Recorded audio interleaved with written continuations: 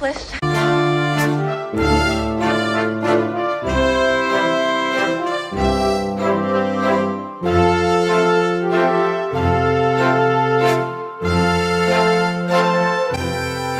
Seat as though I was like,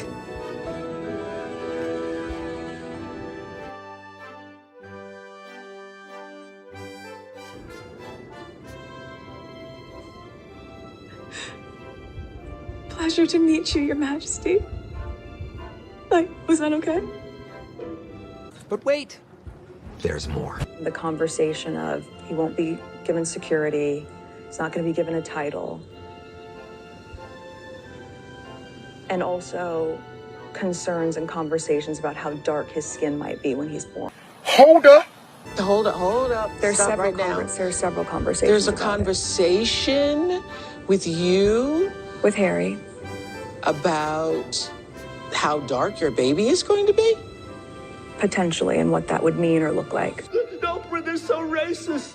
That's not racist. Because even black people want to know.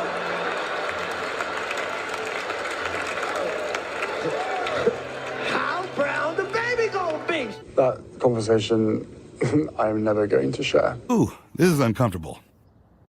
We'll talk when we get home.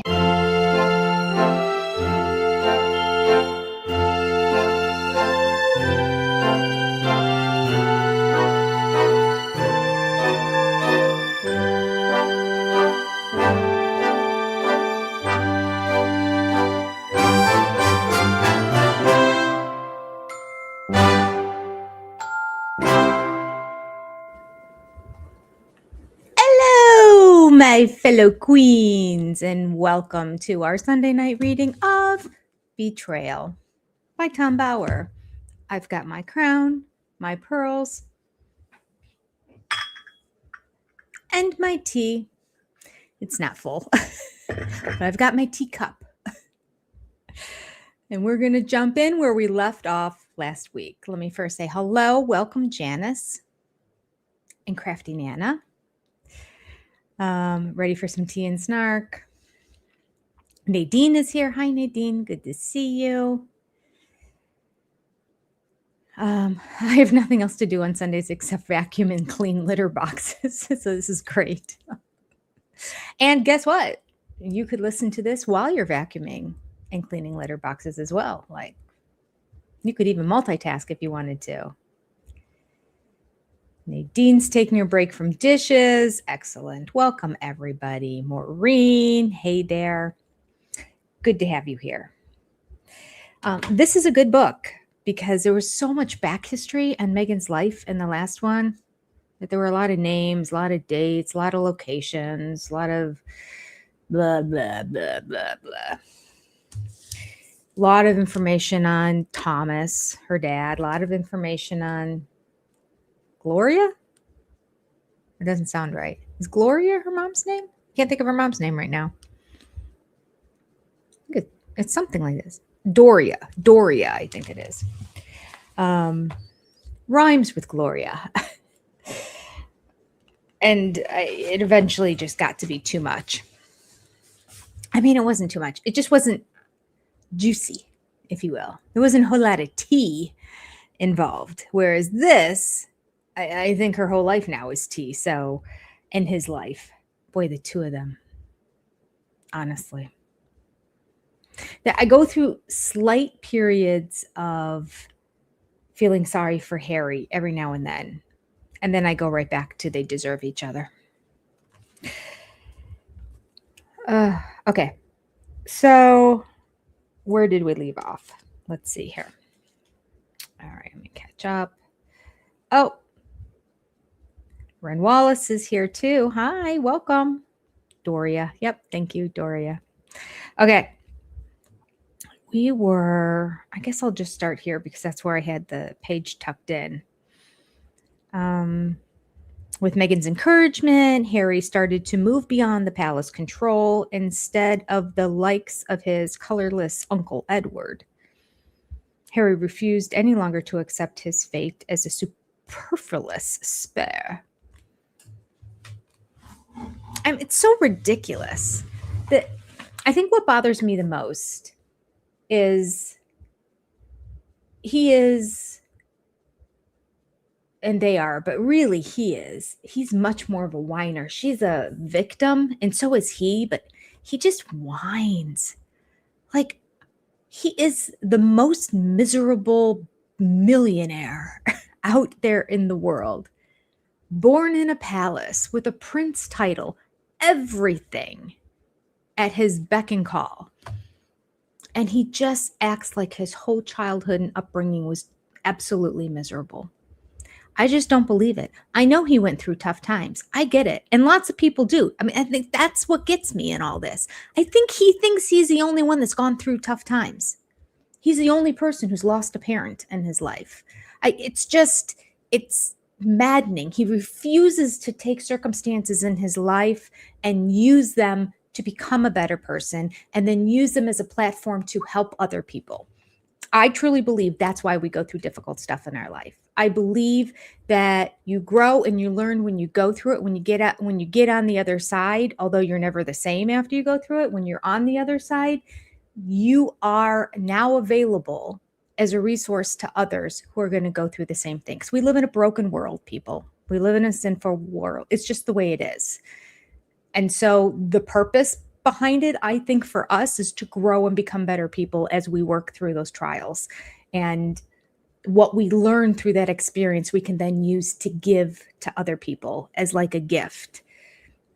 And that whole concept is beyond him, absolutely beyond him. He's in his 40s and he pouts like a whiny child. It's annoying. Okay, that was my little platform. Sorry. Oh gosh. Today I came across, when I was driving, I had a few just like short podcast things were like playing, and I was just like listening to them going, gosh, just shut up. That's what I wanted to tell him. Why can't anyone just tell him shut up? He's so unrelatable. So unrelatable. So they deserve each other. All right. All right, so it starts off this paragraph. Unlike his colorless Uncle Edward, Harry refused to no longer accept his fate as a spare, superfluous spare. Oh, how horrible that he's second in line to the throne of the King of England. What a miserable life that poor child had, can I just say? Moving on. So on that fateful day, amid all of those conflicting, undisguised emotions, the two couples engaged in strained small talk over tea. Oh, this is when they got together to talk about, this is when Catherine and William invited them over. It wasn't the time that Meghan invited them over and she was in her torn jeans and everything. That was the first time they kind of got together. So this is like the second time that we know of. It'd be shocking if it's really, I mean, it might be just the second time that they got together as a group, but it's the second one we know about anyway. So this is now at William and Catherine's house. All right. Nobody likes each other, really. The conversation switched to the cause of their disagreements. Unable to hold back, Meghan took the initiative to list their disputes. Kate's unhappiness about the Sussex's failure to give her children Easter presents. Kate's unhappiness about the Sussex's failure to give her children Easter. Oh, okay. Well, that's a little petty, Kate. I don't know. She probably just didn't know. She's not used to giving. She obviously didn't know Meghan well, but so the Sussexes were upset. I mean, I think justified. People should not expect gifts and get upset by it. So I'm on Meghan's side with that one. Meghan's assertion about her superior fashion expertise. Oh, so these are the, I'm sorry. I was misunderstanding. I thought that this is Meghan and Harry going in on their listed disputes. This is Catherine and William's listed disputes. Okay, so their list was that they were unhappy that Meghan didn't give Easter presents to her kids. All right. Meghan's assertion about her superior fashion expertise. I mean, I don't know. I just say ignore her. Who cares, Catherine? But I mean, there are issues with the fact that she's taking stuff from designers without paying for it. Royal family is not allowed to do that. Now there's issues with her claiming to be royal, but at the same time getting monetized for selling things that she's wearing. Like, she's just a hot mess, Meghan is, with the whole fashion thing. I think she wanted to be the fashion icon. I think she wanted to be the next Princess Di, quite frankly, or maybe Michelle Obama, or, you know, like there were just icons that everybody followed everything that they wore. And I think that she thought she would be that. And then she found out she couldn't get any of those clothes for free and she couldn't monetize wearing them. And I think that threw her for a loop. Okay. And finally, Princess Charlotte's bridesmaid dress. The dress had become the lightning rod for their ceremony. Again, I just don't understand. I get the protocol and everything. I think, in my impression, I think it's the way Meghan handled it. I think it was her tone. I think Catherine needs to get over it if these little things are going to bother her about Meghan. I mean, because clearly she's got a bigger list now. Since the Oprah interview and since the Netflix interview, since the book Spare. Oh, the list is enormous. So little did she know at this time, this is no big deal compared to what's coming. All right. Givenchy's Claire Wright Keller had produced what was considered a poorly fitted wedding dress for Meghan. Oh, there, it's in writing. See, it's not just me. I said the same thing. I'm like, what is wrong with that dress? It did not look like it was properly fitted. It really didn't. I'm telling you, my daughter's wedding dresses, and we just went to a local seamstress that was from the Ukraine. It seems like all the seamstresses that live in Northeast Ohio are from the Ukraine. I think it's a skill that's passed on from generation to generation, and they're just excellent at it. And they actually went to 2 different ones when they got their dresses altered, but they fit like gloves on them. They just looked beautiful, like it was made to fit them, is what it looked like. I don't think I have a picture on my phone, or I'd show you of my daughter's wedding dresses.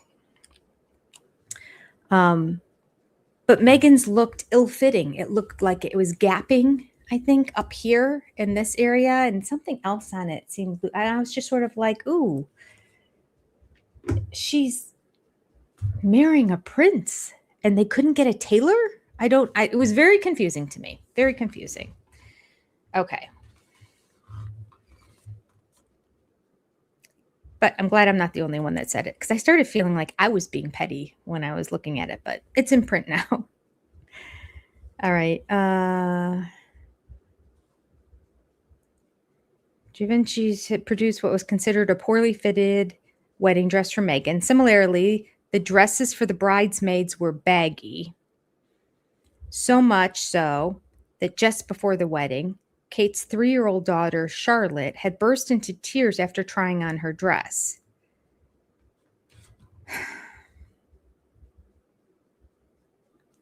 Was it that bad? Listen, I tell you, my kids would have been all the way up into like double digits in age before they would have burst into tears over something being a little too loose on them. So, makes me question Charlotte. Sorry. It just seems a little extreme. But maybe it was really, really baggy. But then if it was, obviously they would have fixed it, right? I don't know. Let's go on. A Kensington Palace staffer had summoned somebody, a West End tailor. The whole thing, he later revealed, was ill-fitting and needed to be recut. This doesn't bode well for Givenchy, right? The text messages after Kate told Meghan about the problem reflected their antipathy. It's a word I don't use often. Meghan texted, "I told you the tailor has been standing by since 8 a.m. here at Kensington Palace. Can you take Charlotte to have it altered as the other mums are doing? Interesting that she wrote mums. Kate replied, no, all the dresses need to be remade.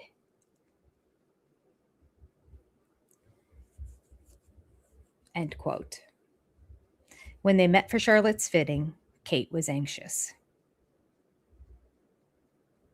Why do they need to be remade? I'm not on Kate's side here. I'm telling you. I love Princess Catherine too, just so you know. But I mean, I just got to call a spade a spade. This just seems like she's making a mountain out of a molehill here. Did not need the whole dress remade, especially Kate, who buys things off the rack at stores and wears it all the time. Like, she's not a fussy, haughty, toddy, make my thing. It just surprises me. That's all. It surprises me. Okay. Kate had given birth to Louis just 3 weeks earlier. The 36-year-old's emotions were clearly still fragile. Okay, well, I'll give her that then. My emotions were all over the board for about a couple months after my kids were born. The additional stress caused by Meghan's attitude during the refitting of Charlotte's dress provoked Kate to have a tearful outburst, not only about the dress, but also about the numerous complaints of Meghan's treatment towards her staff. Even the Queen was disturbed by reports that Meghan spoke in a harsh, boss-like manner. Meghan was puzzled. The palace's language was alien. The familiar British undertone of asking, "Are you really going to?" implying disapproval, was the opposite of Meghan's literal, unequivocal style. A senior Buckingham Palace official had spotted the problem. Quote, Meghan cannot understand that you can't speak to the royal family in normal language. Everything is spoken in code, end quote. And by code, I think they mean very polite, attempting to not offend, beating around the bush. Not really code. Like, anybody could figure it out. You don't have to have, what are those called? To decipher another language? A syntograph or something? I don't know. Anyway. Arguments had erupted about Meghan's acceptance of freebies, especially clothes and cosmetics. In Meghan's opinion, her aide's veto of gifts appeared disloyal. Oh, so Meghan's aides vetoed gifts that were meant to be given to Meghan, and Meghan interpreted that as her staff being disloyal to her by following the rules and not sneaking the stuff to Meghan. Being disloyal. Interesting. That's evil. After they had also disapproved of her broadcasting controversial opinions, she became annoyed. She wanted them to be governed by her rules.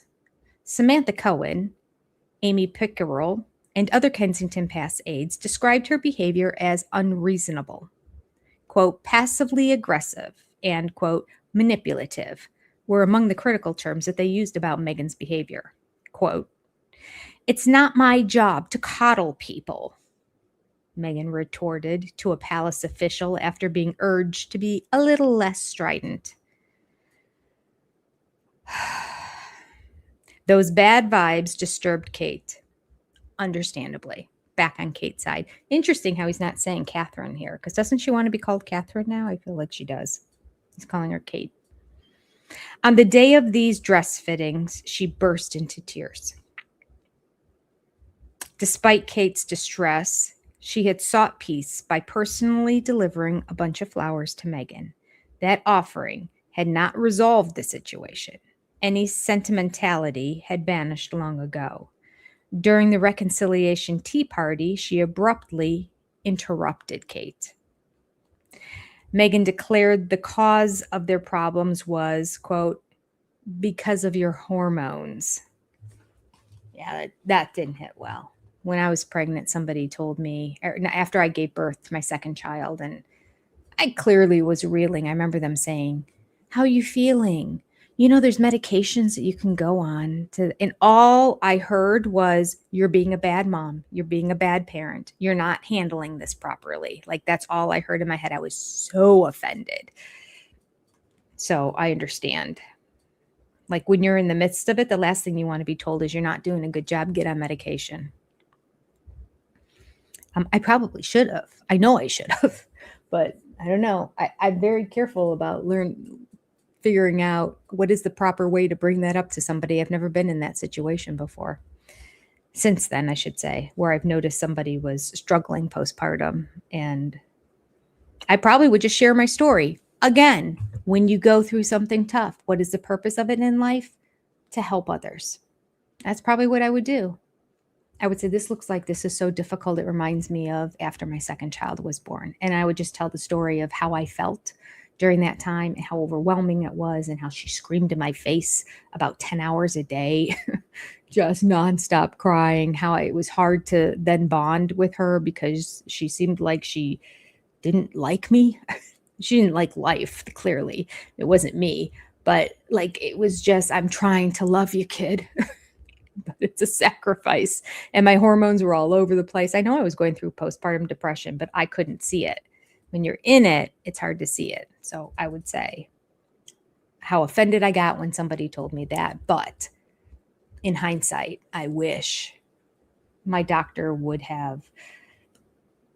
I don't know, how my doctor even going to notice? She doesn't live in my house. Anyway, just reinforcing my statement that when you go through tough times, you don't use it and complain to be a victim and whine the rest of your life. You use it to help others. That's the point.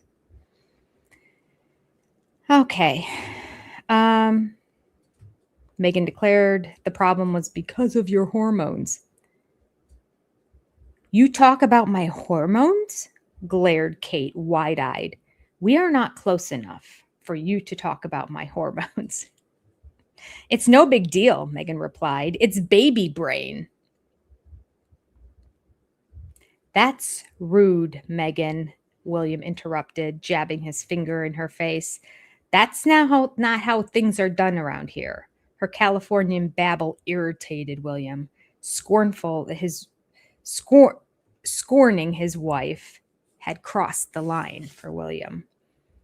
There had been a lot of trust before the Cambridges listened to anyone's advice, and even more trust before listening to criticism. As he watched the argument, Harry wanted revenge, not just for the attacks on his new wife, but for the torment throughout his life. Please. The Cambridges' negativity, he was certain, infected his whole family. And through them, the media. Everyone had a hostile agenda against him and Meghan. He lived in a palace of lies and liars. Really, really, Harry? And delusion! Kate's particular antagonism, he decided, was deep-rooted, cool-focused, and competitive by nature. Kate, in his view, had spotted Meghan as a challenger in style and modernity. Kate feared that Meghan had the edge, the top dog, unwilling to compromise or sympathize. In Harry and Meghan's opinion, Kate had spurned Meghan's offer of friendship. It just makes me laugh to think that he thought Kate was threatened by Meghan. It really does. The conviction fed Harry's irritation about the media's collusion in glorifying Kate. Carefully orchestrated by Buckingham Palace's communication team, Kate had become the beautifully dressed idol to win popular support for the monarchy. But the public, Harry fumed, failed to see the truth. Kate's status concealed her insecurities and her ambition. By later quoting the novelist Hilary Mantel, Harry appeared to sympathize with her description of Kate as trapped within an institution of the plastic princess and a gloss-varnished mannequin selected only for breeding. Oh, that's awful. Harry was given the words to express his disdain. Kate, he said, fitted the mold of what was expected of a royal spouse. Despite the obvious hurt caused by William, Harry hinted his brother's marriage was from duty, not from love. Oh, he's so jealous. That just screams jealousy, doesn't it? Harry is so jealous of William for marrying Catherine. I think that he would have loved to. I think he would have loved to have married Catherine's younger sister, Pippa, quite frankly. But it was my understanding that there's actually like some sort of royal decree that you can't marry another sibling, and that the queen interfered and saw to it that whenever they were at a whole family gatherings, that Pippa would always be like on the other side of the room and the other side of a table, and that the two of them wouldn't collude because it would break British protocol, and they already had enough issues in the royal family that they didn't need to have another rule broken. So Pippa, I mean, I don't know if she would have fallen for him or not, but she escaped and found somebody else for sure. But I think that Harry's bitter over the fact that both Cressida but more importantly, I always forget her name. I don't know why, because she's the more significant one. The other gal that he dated for a long time, the one from South Africa, who was kind of from sort of South African wealth. I don't think she was from any kind of royalty, but I think that they were like wealthy real estate agents or something. Her family, a lot of money. I don't think they were royalty, if I recall correctly. I might be wrong. But he loved that girl. And she's very much like Kate.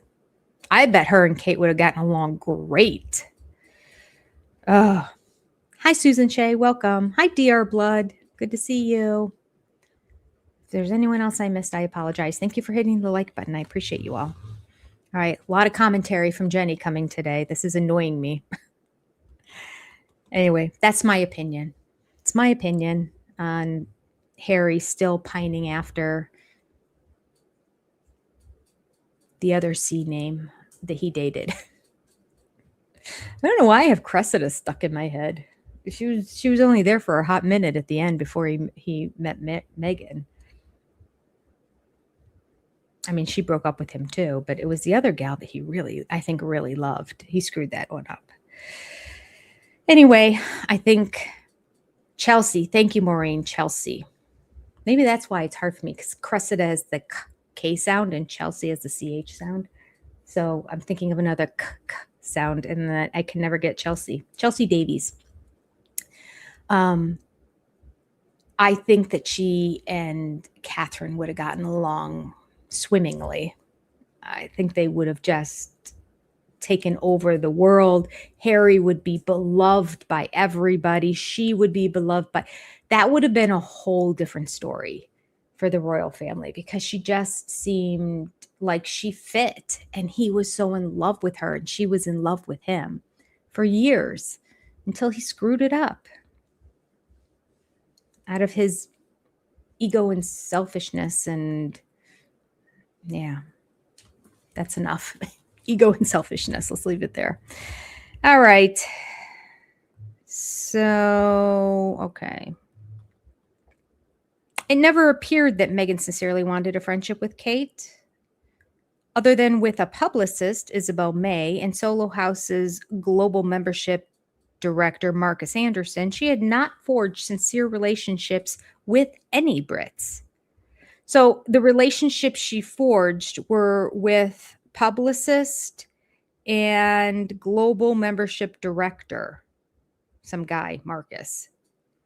Those are the only friendships she got. This girl can't make friends to save her life. She has no friends. Well, she kind of has some. I take that back. I think there are a couple. But they weren't invited to the wedding.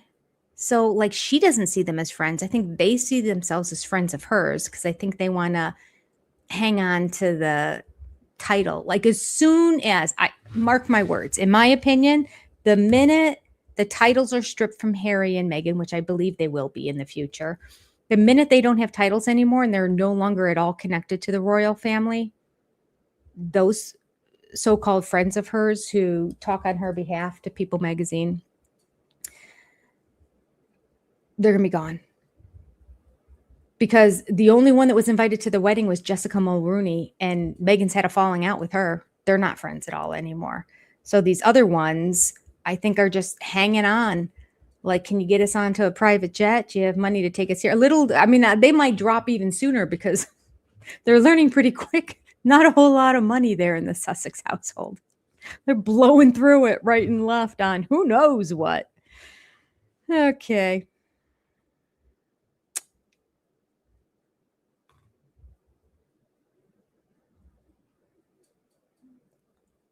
All of those emotions infected the peacemaking tea party.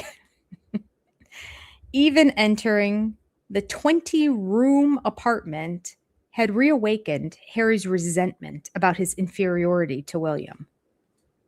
20 rooms. It's an apartment double the size of my house for a family of 5, which I think is quite spacious too. He's bitter. Not big enough. The Sussexes had come from Nottingham College, their 2-bedroom home with inadequate heating and famously no ice maker.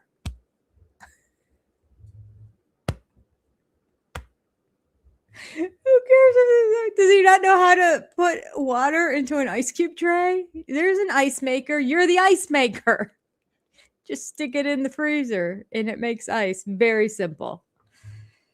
Oh, gosh. But no, they don't know because Meghan should know how to make ice. Why make a big deal over no ice maker? It's ridiculous. Okay. Condemned by Meghan as so small, the cramped darkness within Kensington Palace was starkly inferior to the Cambridges' extravagantly decorated living room. Okay, so let me pause for a second. The 20 rooms, was that the Cambridges' home? I was thinking this was... All those emotions infected the peacemaking tea party, even entering the 20-room apartment had reawakened. Oh, okay. Okay, yeah. So Harry was jealous at the fact that the Cambridges were staying in a 20-room apartment, and he was in Nottingham Cottage without an ice maker. Gotcha. I'm following it now. My apologies. Condemned by Meghan as so small, the cramped darkness within Kensington Palace was starkly inferior to the Cambridges' extravagantly decorated living room. It was adorned by a 17th century Dutch landscape painting called the Negro Page, showing a young black man holding a white man's horse. Was that meant to imply something inappropriate? I don't know. I don't know that painting. I don't know why they made a point to just... I'm sure that there were a lot of paintings and pictures all around. I'm surprised that he pointed that one out. Harry's handicap was his inability to express his rivalry coherently. Memories of their intense childhood fights resurfaced, along with rankling about his smaller bedroom. Okay. Every second child has a smaller bedroom. Shut up. Yet now, he also begrudged William for failing to persuade their father to give him more money, a better home, and a role in the state. All right. I didn't know this from before. So Harry was actually mad at William. This is back right after the wedding. He was mad for William not convincing Harry's father and William's father to give Harry more money. Why does he need more money for? Meghan. A better home and a role in the state. What role in the state does Harry want? I mean, it's pretty well known that he struggled and had to keep retaking his boards or tests or exams or whatever they call it over there in London to get into the college that he went to. Failed a couple times. And who knows if he really passed the last time or if they just did okay, he's the prince. Let him in. We'll work with them. We'll give them tutors to help him get through. but it's pretty clear across the board, not the sharpest knife in the drawer, and it's documented with him not being able to get into college. Okay. Meghan would not have understood a senior palace courtier's observation, quote, Harry should have sucked the lemon, end quote. The sentiment that after leaving school, the prince should have accepted the bitter reality of being the spare and solved his own predicament. Interesting. I never heard that phrase before. Just suck the lemon. I guess that means my interpretation of what that phrase means. I just never heard it before. Just suck the lemon. I'm going to use that. Just suck the lemon, will you? Just accept the hand that was dealt you and move on. If I'm wrong, anyone from London, let me know. Or anywhere in the UK. Back in the Cambridge's drawing room, unconcerned by Harry's pique, interesting, Pique, William's formal politeness evaporated as his temper rose. He asked Meghan for an apology to Kate and then struck another blow. Meghan, he said, was a, quote, difficult person who had made enemies of half the staff. Ooh, okay. Harry interrupted. Meghan had no problems with the staff, he insisted. The problem was caused by William's parroting the media's lies about Meghan's childhood and her divorced parents. Thomas Markle's frequent media appearances attacking his daughter were fueling the flames. Whatever the explanation, that afternoon the couples parted on bad terms. They had crossed the Rubicon. The split between the brothers was sealed. Reconciliation would be difficult. Returning to Nottingham Cottage, Meghan and Harry were distraught. Sitting in their drawing room with the kitchen nearby with no ice machine, it would be easy to surmise that Meghan's outlook toward the new family hardened, and that beyond Harry's comprehension, his wife was consumed by a new determination. She hated people who refused to recognize her importance and wished to destroy those standing in her way to stardom. Bum, bum, bum.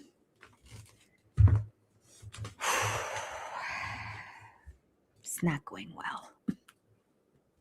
I can't imagine myself marrying into another family. I mean, that was royal and had all these protocols and everything to, even beside that, just any family, and not doing everything I could to blend in and become part of that family and accept their culture and accept their ways, unless they were abhorrent of some sort or offensive of some sort.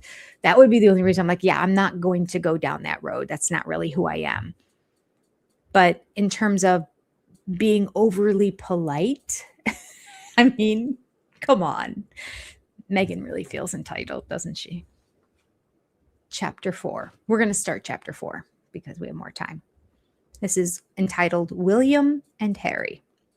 Before he met Meghan, Harry had enjoyed a happy relationship with William and Kate, albeit that he had seen less of his brother since Prince George's birth of 2013.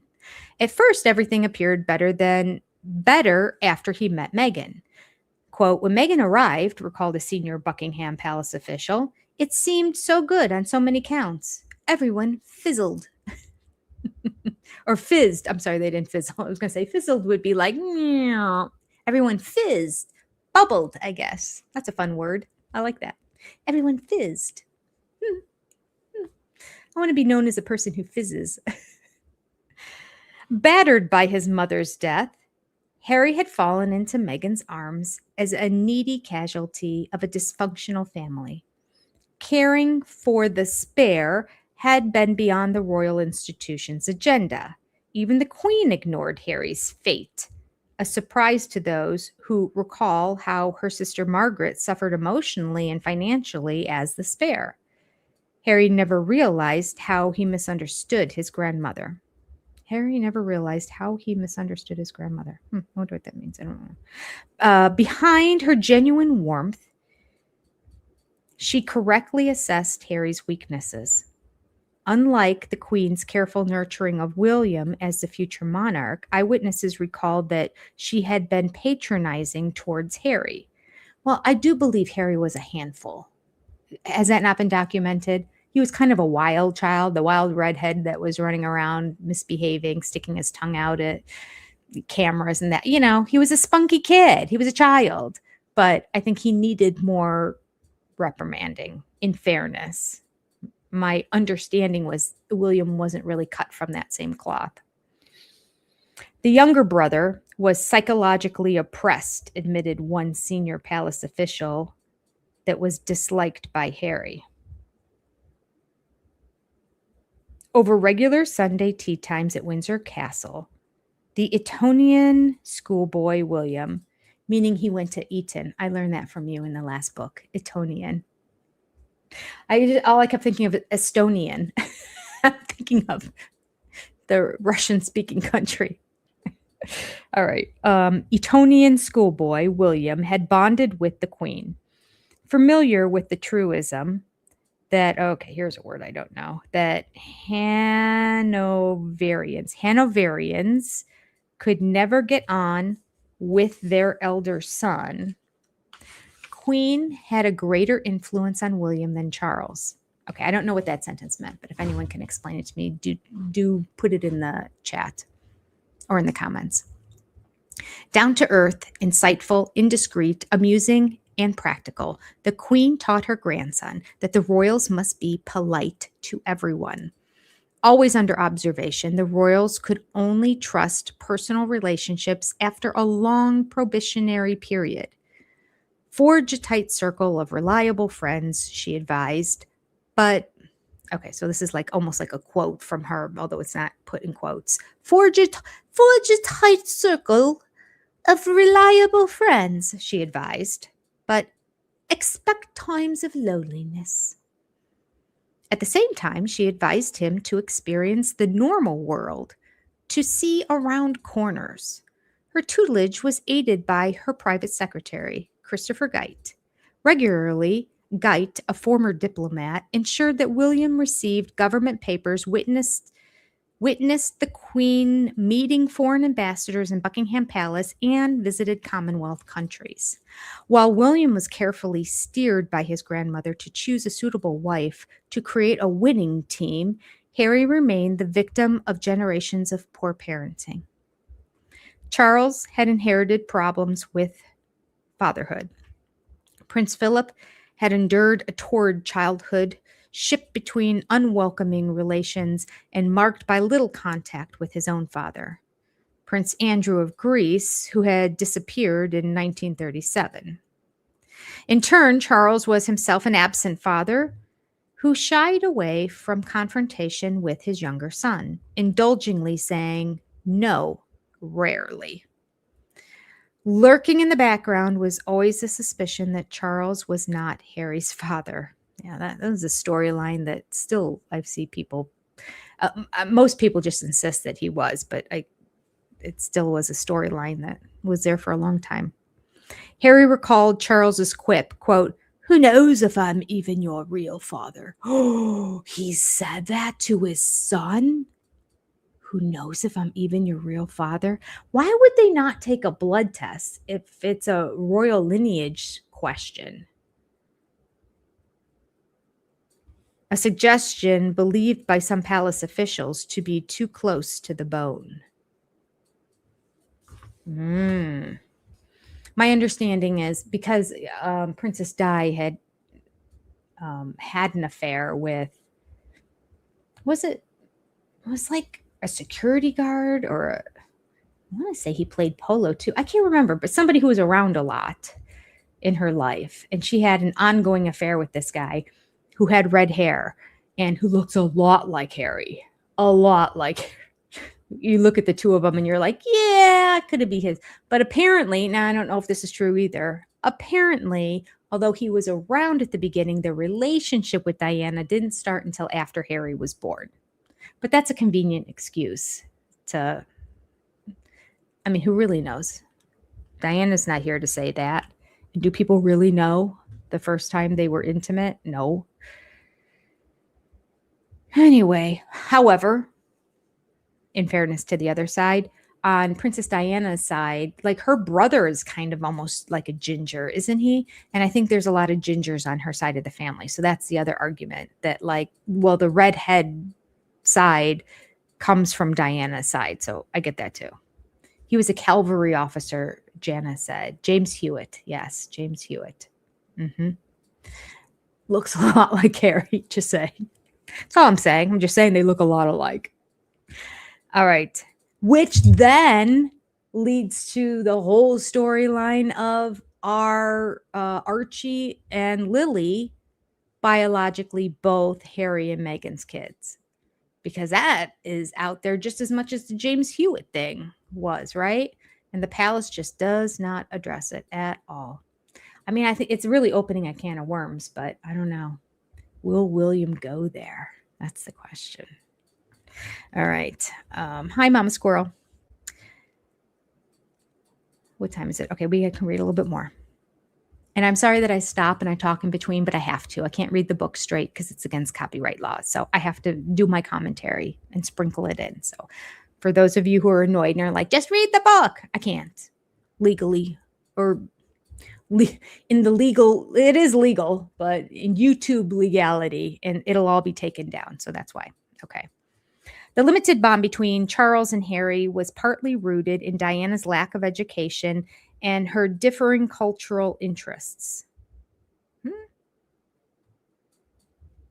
Blessed with a profound intuition and a strong personality, quote, tough as nails, some would say, Diane refused to encourage her sons to share Charles's passion for music, architecture, civilization, religion, and the environment, and much more.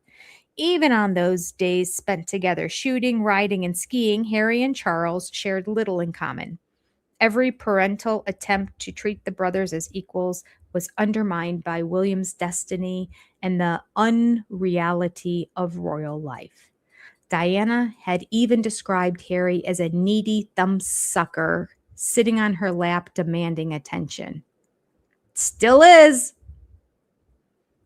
Commuting in chauffeured cars between Kensington Palace, Buckingham Palace, Sandringham, Balmoral, and his friends' country homes, surrounded by bodyguards and courtiers, Harry always relied on others to do his chores, his shopping, his cleaning, and even calling for a car. The man who never carried cash, never had a door key in his pocket, and never traveled by tube was oblivious to the real world, but still pouts that he had such a rough life. Poor guy, poor prince. Unrelatable. Undoubtedly, Harry was preoccupied with his parents' divorce, the walk of the age of 12 behind his mother's coffin, and Charles's relationship with Camilla Parker Bowles. As a reportedly disruptive pupil at Eton, he achieved 2 poor A levels, a grade D in geography, and with the secret help of his teacher, a B in art.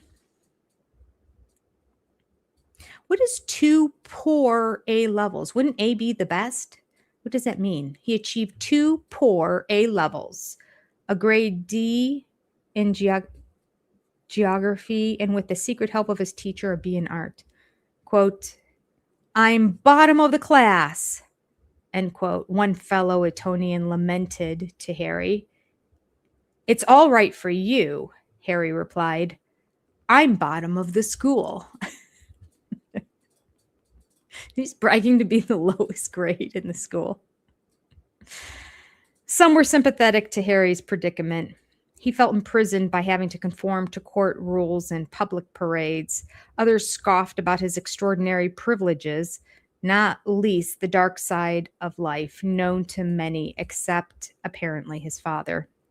Relying on his staff to supervise Harry, Charles allowed his teenage son to spend thousands of pounds on Krug and Grey Goose vodka, in London nightclubs and on drugs. Exposed by the tabloids when he was 17 for snorting cocaine, including in Club H, a basement in Highgrove, Charles's country house, Harry told the palace to deny the truth. Yet the palace had refused to lie to protect him. At his expense, he fumed.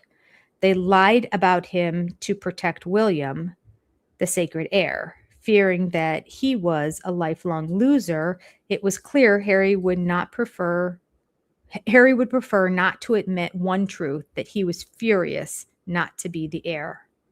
Being the spare had become intolerable to him. He was, in his words, quote, the shadow, the support, the plan B, the backup, the distraction, diversion, and if necessary, a spare part, kidney perhaps, end quote. So he's so upset he's not number one. He's second in line to the throne, and that's how he describes it. So spoiled. Convinced that William had even controlled his wedding, he could not imagine his father's turmoil in anticipation of becoming the king. Charles did nothing to alleviate those anxieties. We'll do one more paragraph. Harry blamed his father for his misery. Charles had married Diana out of duty, and he failed to live up to his responsibility to remain loyal to his mother and his children.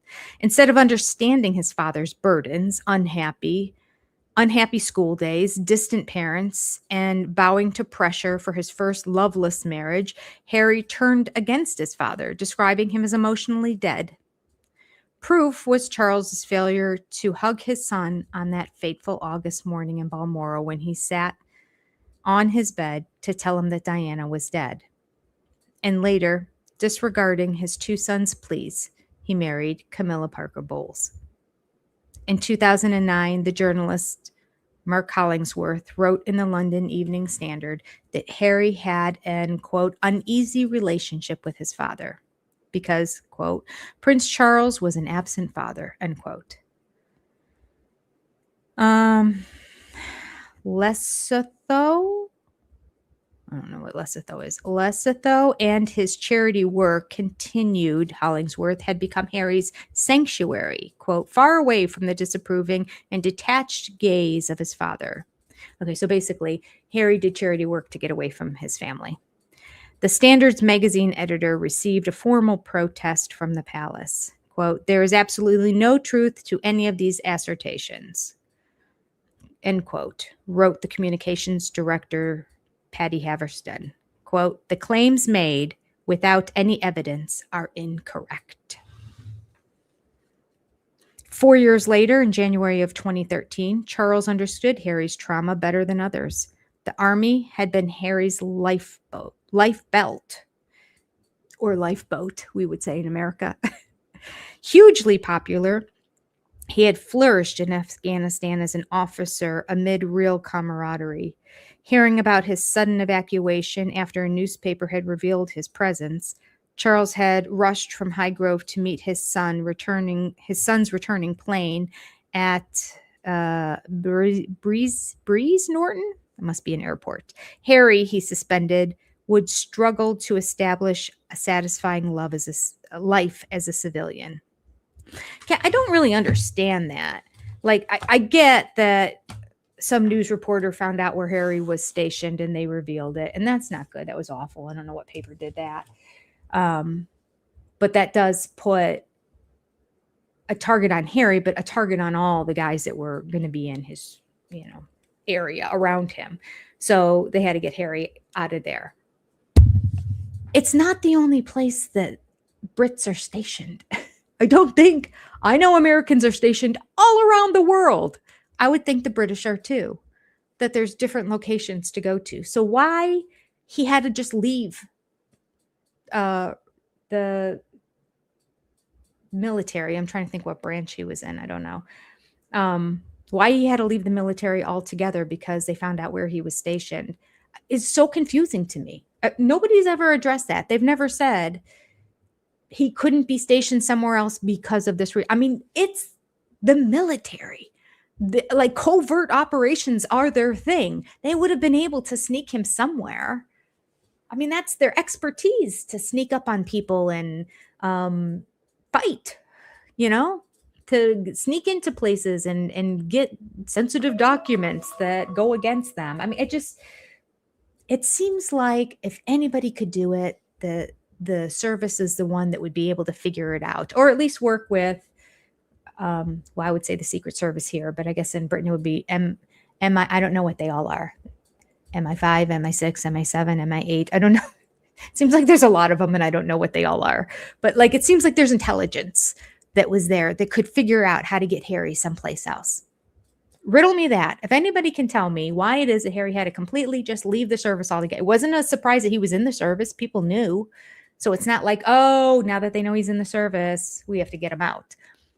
People knew he was in the service and he was away.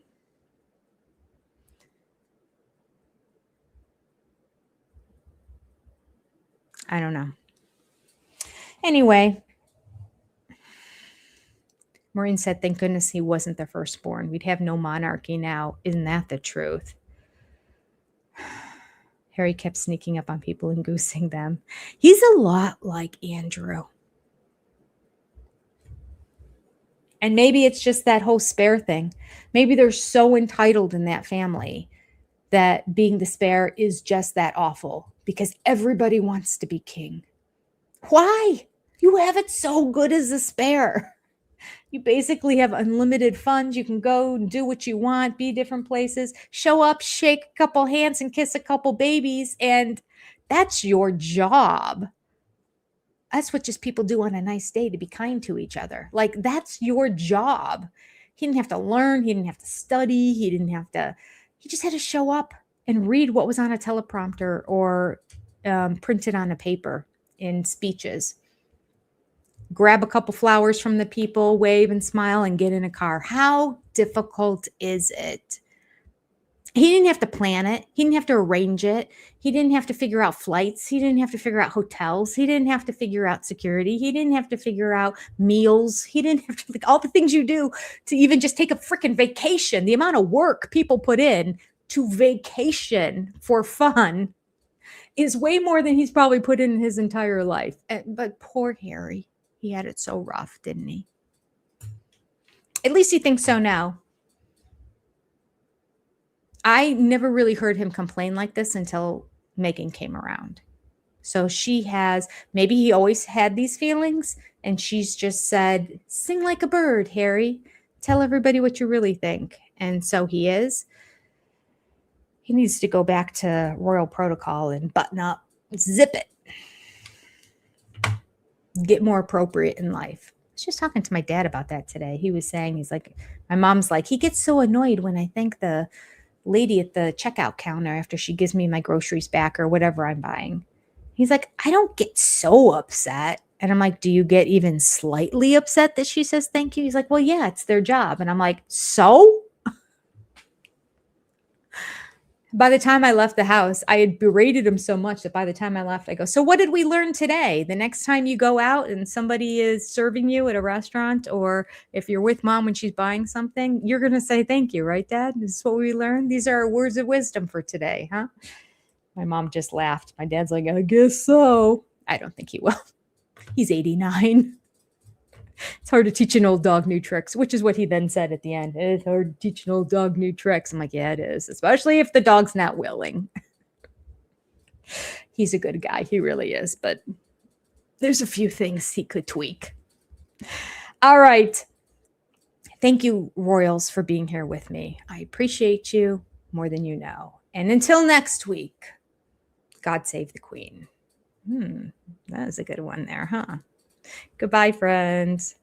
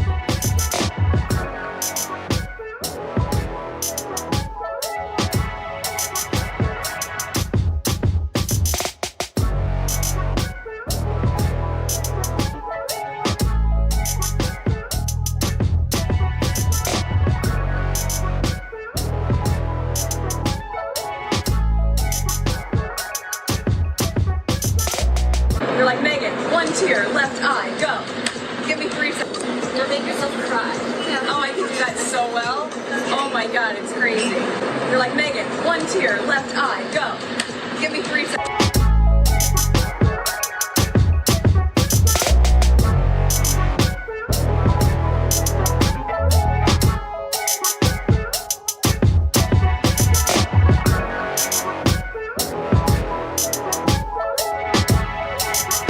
With a camera trained in front of her, crying. One tear, left eye, go.